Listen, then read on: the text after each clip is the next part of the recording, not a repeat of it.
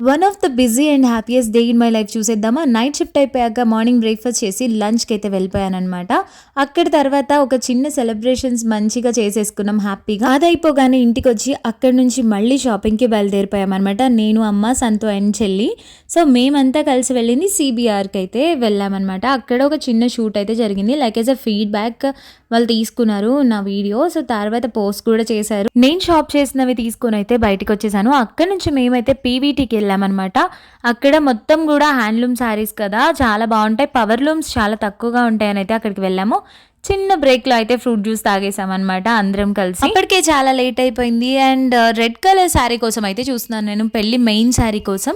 So అది pure పట్టు అయి ఉండాలి. నేను దానికి మాత్రమే ప్రైస్ ఎక్కువ పెడదామని అనుకున్నా. మిగతావన్నీ నార్మల్గానే తీసుకుంటున్నాను.